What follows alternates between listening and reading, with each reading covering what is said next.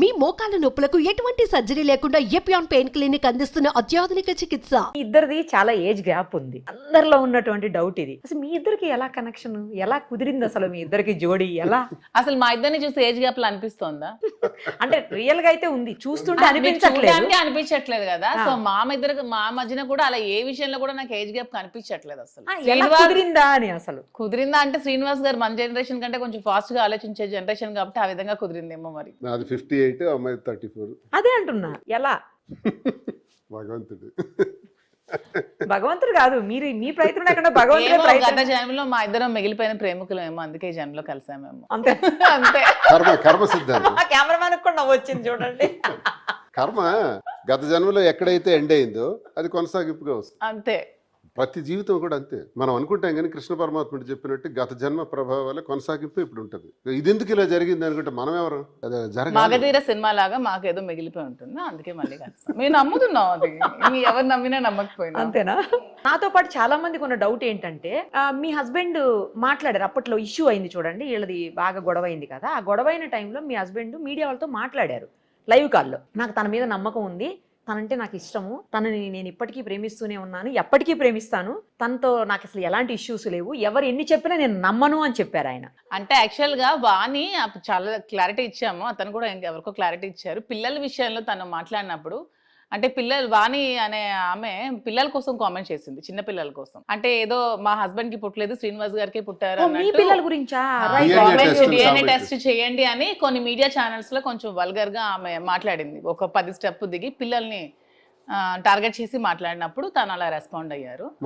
But తను కూడా మంచి వ్యక్తే, కానీ కొన్ని మనస్పర్ధలు మా మధ్యన ఉన్నాయి. వాణి పెట్టిన ఇంకొంచెం ఎక్స్ట్రా అయ్యాయి. అవడం వల్ల మ్యూచువల్ కన్సర్న్ తో మా ఇద్దరం డైవర్స్ ఆల్రెడీ తీసుకున్నాం. అయిపోయింది. శ్రీనివాస్ గారిది ఇంకా కోర్టులో ఉంది. మీకైతే క్లియర్? మాకైతే క్లియర్ అయిపోయింది. ఓకే. అంటే శ్రీనివాస్ గారితో మీరు కలవక ముందు నుంచే మీ ఇద్దరికి ఇష్యూస్ ఉన్నాయా? కలవక ముందు నుంచి కొంచెం ఇష్యూస్ ఉన్నాయి, అవి వాణి ఎంటర్ అయిన తర్వాత కొంచెం ఎక్కువ అయ్యాయి. తిను యాక్చువల్గా టెక్కల్లో ఒక పెద్ద ఫ్యామిలీకి చెందినటువంటి కుటుంబం. బాగా తనకి విమెన్ వింగ్ చాలా ఎక్కువ ఉంది, భరతనాట్యం వీటిలో చాలా ప్రాముఖ్యం ఉంది. భరతనాట్యం స్కూల్ ఒకటి స్వంతంగా పెట్టి ఫ్రీగా భరతనాట్యం నేర్పించడం, తద్వారా ఎక్కువ విమెన్ వింగ్ అంతా, ఆ విమెన్ వింగ్ అంతా మనకు పొలిటికల్గా ఉపయోగపడుతుంది, ఒక ఓట్ బ్యాంక్ కింద కన్వర్ట్ చేద్దామని ముందు వాణియే ప్రపోజ్ చేసి ఫస్ట్ వాళ్ళిద్దరికే పరిచయం అయితే కాదు, రాజకీయాల్లోకి తీసుకురావడం జరిగింది. తిని రాజకీయాల్లోకి వచ్చిన తర్వాత మేము ఏదైతే ఎక్స్పెక్ట్ చేసామో ఆ స్టైల్లో వర్క్ చేసుకుంటే 1700 మందితో తెలంగాణలో కోలాటం చేశారు, అది గిన్నిస్ రికార్డ్ అయింది. జగన్మోహన్ రెడ్డి గారు పుట్టినరోజుకి 2000 మందితో కోలాటం చేద్దాం, అందరికి ఒకే కలర్ శారీస్ తో పెట్టి పెద్ద గ్రౌండ్ లో చేద్దామని తను ప్లాన్ చేసింది. అన్ని ఏర్పాట్లు అయిపోయి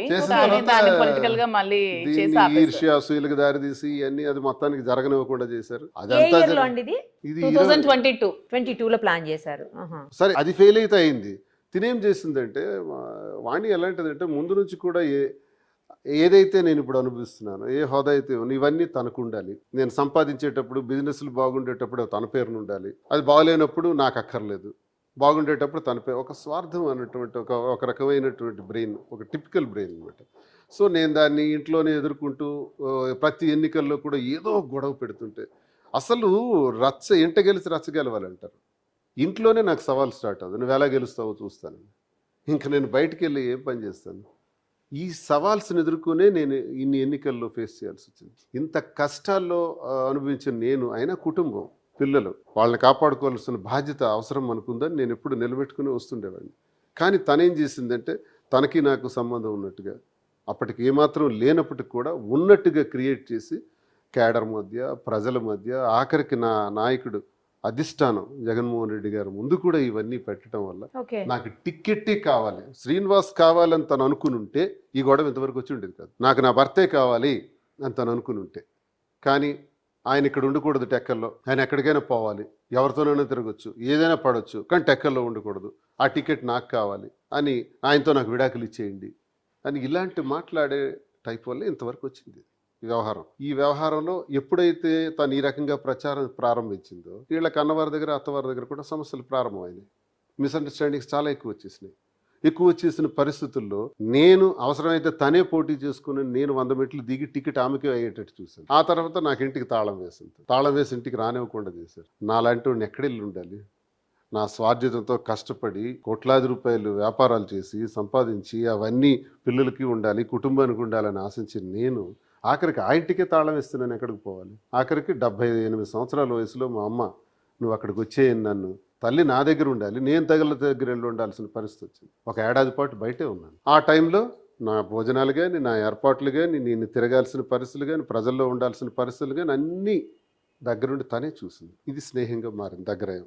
ఆమె ఏదైతే దుష్ప్రచారం చేసిందో ఆ దుష్ప్రచారం కాస్త నిజమవ్వాల్సిన పరిస్థితి వచ్చింది. ఆఖరికి మేము కలవాల్సిన పరిస్థితి వచ్చింది. ఈ పరిస్థితుల్లో ఆమె అత్తవారి దగ్గర, కన్నవారి దగ్గర, భర్త దగ్గర చులకనై పిల్లల్ని 3 పిల్లలతో నడి రోడ్డు మీద ఉండేటప్పుడు నేనేం చేయాలా? ఈ క్రిటిసిజం చేసే వాళ్ళందరికీ, ట్రోలర్స్ అందరికీ మీ ద్వారా నేను తెలియజేస్తున్నాను, ఏం చేయాలి? ఓకే, వాణి బాగుంది, ఆస్తులు రాసేసాను, మా పిల్లలు డాక్టర్స్ అయిపోయారు, 2, ఇంకా 2వ పాపకు పెళ్లి చేయాలి, అది నేను చేసేస్తాను, ఓకే బాగానే ఉంది, వీఆర్ సెటిల్డ్. పెద్ద మ్యారేజ్ అయిపోయింది.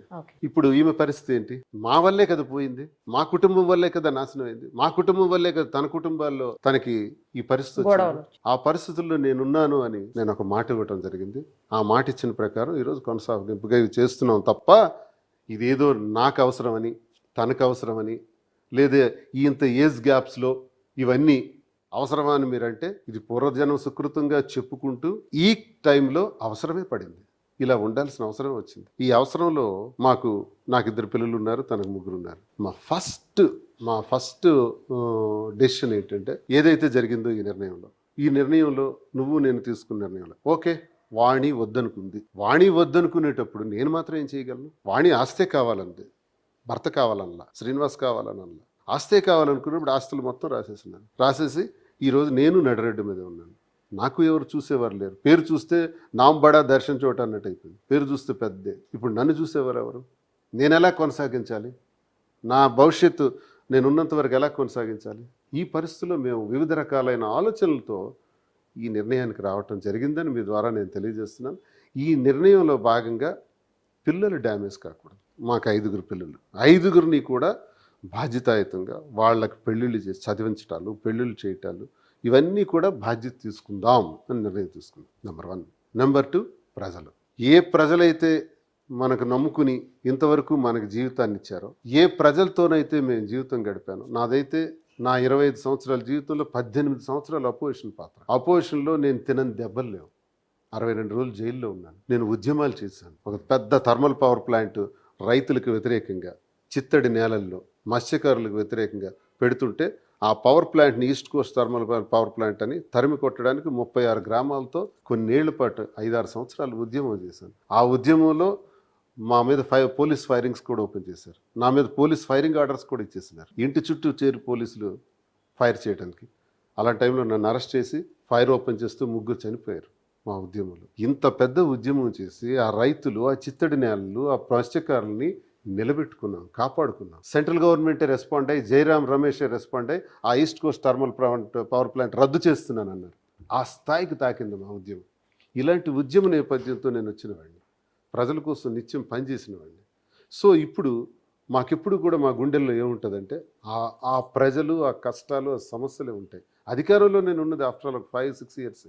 ఇదో పెద్ద విచిత్రమైంది కదా, అపోజిషన్లోనే ఎక్కువ కాలం. సో నాకు అధికారం అన్నది కావాలి అనుకుంటే అధికార పార్టీలకే ఉండేవాడిని, అధికార పార్టీలకే పోయి ఉండేవాడిని. నేను ఎందుకు అపోజిషన్లో ఉండి ఈరోజు కూడా ఇంత ఛాలెంజింగ్గా కూటమి ప్రభుత్వం మీద గట్టిగా మాట్లాడుతున్నాను. ఏ రోజు నా చేతులతో రూపాయి లంచం తీసుకోలేదు, అవినీతి చేయలేదు, భూ కబ్జాలు చేయలేదు, భూదందాలు చేయలేదు. చేస్తే there is a good chance for కూటమి గవర్నమెంట్ అండ్ అచ్చెన్నాయుడికి రైట్ ఛాన్స్ నా మీద ఏదైనా అయ్యాలంటే. ఏదో పవన్ కళ్యాణ్ తిట్టాను నన్ను స్టేషన్లో కూర్చోబెట్టి అల్పసంతో అలా అలా అలా ఆలోచించడం కాదు. తప్పు చేసానా తీయండి నా ఫైల్స్. అధికారంలో 5 సంవత్సరాలు ఉన్నాం, ఎమ్మెల్సీగా 2.5 years ఉన్నాను, గవర్నమెంట్లో ఇప్పుడు ఉన్నాను.